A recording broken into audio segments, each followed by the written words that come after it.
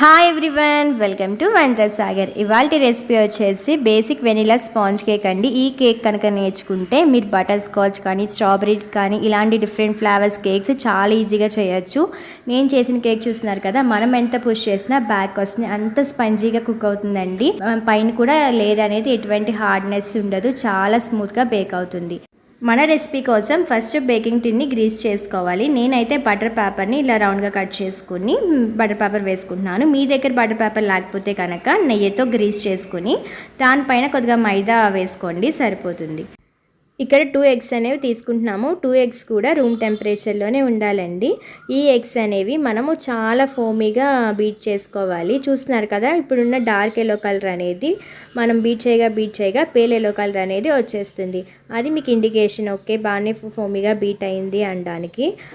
Consistency కూడా చాలా థిక్గా అయిపోతుందండి మనం బీట్ చేయగా ఇలా రావాలి. మీరు హ్యాండ్ విస్కర్తో కూడా చేసుకోవచ్చు, కాకపోతే చాలా టైం అనేది పడుతుంది, హ్యాండ్ కూడా పెయిన్ వస్తుంది. మీరు మ్యాక్సిమం బ్లెండరే యూజ్ చేయడానికి ట్రై చేయండి.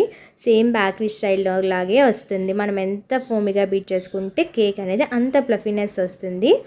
ఇలా బాగా ఫోమీగా బీట్ చేసుకున్న తర్వాత 1 టీ స్పూన్ వెనిలా ఎసెన్స్ కూడా వేసుకుని బాగా బీట్ చేసుకోవాలి. వన్స్ మిక్స్ అయిన తర్వాత షుగర్ పౌడర్ అనేది యాడ్ చేస్తాము. ఇక్కడ షుగర్ అనేది పౌడర్ చేసే వేసుకోండి, ఎందుకంటే బిగినర్స్కి అస్సలు షుగర్ అనేది సరిగ్గా కలవలేదు అంటే కనుక మనకి కేక్ బేక్ అయిన తర్వాత పైన అంతా చెమ్మగా లేయర్ అనేది ఫామ్ అయిపోతుంది.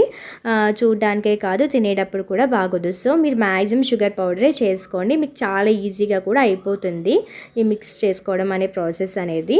అండ్ షుగర్ పౌడర్ అనేది మనం ఒకేసారి కాకుండా ఒక 3 టైమ్స్ బ్యాచెస్గా ఈ 1/2 కప్ షుగర్ని యాడ్ చేసుకుంటాము. చూస్తున్నారుగా, నేనైతే ఫస్ట్ కొద్దిగా వేసి బీట్ చేస్తున్నాను. అది బాగా మిక్స్ అయిన తర్వాత మిగిలిన కూడా 2 టైమ్స్ వేసి బ్యాచెస్గా మిక్స్ చేస్తున్నాను. ఇలా బ్యాచెస్గా వేసుకుంటూ మిక్స్ చేసుకోండి. మన ఎగ్లో బాగా బీట్ అవ్వాలి ఈ షుగర్ అనేది. షుగర్ బాగా బీట్ చేసుకున్న తర్వాత 1 టేబుల్ స్పూన్ ఆయిల్ అనేది వేసుకుంటామండి. మనం తీసుకునే ఆయిల్ ఫ్లేవర్లెస్ ఆయిల్ అయితే ఏదైనా వేసుకోవచ్చు, ఫ్లేవర్ ఉన్నది మాత్రం అస్సలు యూజ్ చేయొద్దు, ఎందుకంటే కేక్ అనేది స్మెల్ వస్తుంది. అండ్ ఆయిల్ కూడా చాలా బాగా మిక్స్ అవ్వాలండి. ఇది కనుక బాగా మిక్స్ అవ్వలేదు అంటే కేక్ బేక్ అయిన తర్వాత పైన అంతా ఆయిలీగానే ఉంటుంది. సో బాగా మిక్స్ చేయాలి. ఈ ఆయిల్ కానీ షుగర్ కానీ బాగా బీట్ అవ్వాలండి. అంతే అండి, ఇలా బాగా మిక్స్ చేసిన తర్వాత మనము డ్రై ఇంగ్రీడియంట్స్ అనేవి యాడ్ చేసుకుంటాము. మనము డ్రై ఇంగ్రీడియంట్స్ యాడ్ చేసుకునే లోపు ఓటీజీని కానీ ఓవెన్ కానీ మీ స్టవ్ మీద చేసుకుంటే బౌల్ని కానీ ఇవన్నీ ప్రీహీట్ పెట్టుకోవాలండి. ముందుగా ప్రీహీట్ అనేది ఒక 10 మినిట్స్ పెట్టుకుంటే సరిపోతుంది. నేను ఓటీజీలో చేసుకుంటున్నాను కాబట్టి 180 degrees Celsius దగ్గర 10 మినిట్స్ అనేది ప్రీహీట్ పెట్టుకుంటున్నాను. 1/2 కప్ మైదా, 1/2 teaspoon baking powder, 1/4 teaspoon baking soda వేసుకుని బాగా జల్లించుకోవాలండి. జల్లించుకునే ప్రాసెస్ అయితే స్కిప్ చేయొద్దు, కంపల్సరీ జల్లించుకోండి. ఇలా జల్లించుకున్న దాన్ని మనం cut and fold method use చేస్తూ ఈ ఎగ్ బ్యాటర్లో ఈ డ్రై ఇంగ్రీడియంట్స్ అన్నీ బాగా మిక్స్ అయ్యేలాగా మిక్స్ చేసుకోవాలి. అలాగే ఓవర్గా అయితే మిక్స్ చేయకండి, జస్ట్ డ్రై ఇంగ్రీడియంట్స్ అన్నీ బ్యాటర్లో మిక్స్ అయ్యేలా మిక్స్ చేస్తే సరిపోతుందండి. మనం ఓవర్గా మిక్స్ చేస్తే కనుక మన కేక్ బేక్ అయ్యాక పైన క్రాక్స్ కింద ఫామ్ అవుతుంది, లేకపోతే డో షేప్ రావడం ఇలాంటి ప్రాబ్లమ్స్ అనేవి వస్తాయి. నెక్స్ట్ ఈ బ్యాటర్లో 1 టేబుల్ స్పూన్ మిల్క్ అనేది యాడ్ చేసుకోండి, వేసుకుని మిక్స్ చేసుకోండి. మరీ ఓవర్గా మిక్స్ చేయొద్దు, మిల్క్ మిక్స్ అయ్యేంతలా మిక్స్ చేస్తే సరిపోతుంది. ఈ బ్యాటర్ని మనం ముందుగా రెడీ చేసుకున్న బేకింగ్ టిన్లో వేసుకోవాలండి. ఇలా వేసుకున్న దాన్ని ఒక 2 to 3 టైమ్స్ ట్యాప్ చేసుకోవాలి, ఏమైనా ఎయిర్ బబుల్స్ ఉంటే కనుక పోతాయి. అండ్ నెక్స్ట్ వచ్చేసి మనం ఆల్రెడీ ప్రీహీట్ పెట్టుకున్న ఓటీజీలో టెంపరేచర్ వచ్చేసి 180 degrees Celsius, అలాగే టైం వచ్చేసి ఒక 30 మినిట్స్ పెట్టుకుంటే సరిపోతుందండి. పర్ఫెక్ట్గా మన కేక్ అనేది బేక్ అయిపోతుంది.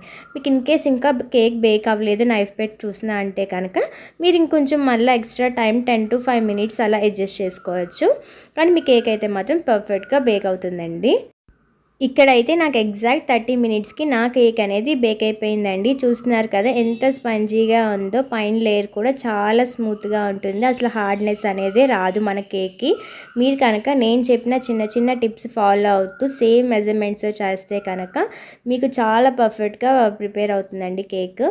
ఈ కేక్ని వెంటనే అయితే డీమోల్డ్ చేయకండి. మనం వేడిగా డీమోల్డ్ చేయడం వల్ల కేక్ అనేది బ్రేక్ అయ్యే ఛాన్సెస్ ఉంటుంది. పూర్తిగా రూమ్ టెంపరేచర్ వచ్చాకనే ఇలా సైడ్స్ కొంచెం క్లియర్ చేసుకుని మౌల్డ్ చేస్తే కనుక చాలా ఈజీగా మౌల్డ్ అవుతుంది. చూస్తున్నారు కదా, చాలా ఈజీగా వచ్చేసింది.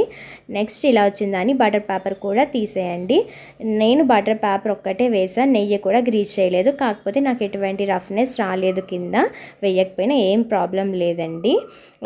జస్ట్ బటర్ పేపర్ వేస్తే సరిపోతుంది. మీరు బటర్ పేపర్ యూజ్ చేయలేదంటే కనుక కంపల్సరీ గీ అయితే అప్లై చేయండి మీరు వేసుకునే బేకింగ్ టిన్కి. అండ్ నా కేక్ చూస్తున్నారా ఎంత స్పంజీగా ఉందో. మనం ఎంత పుష్ ఇచ్చినా బ్యాక్కి రిటర్న్ వస్తుంది, అంత ఫ్లఫీగా వస్తుందండి. తప్పకుండా ట్రై చేయాల్సిన రెసిపీ ఇది.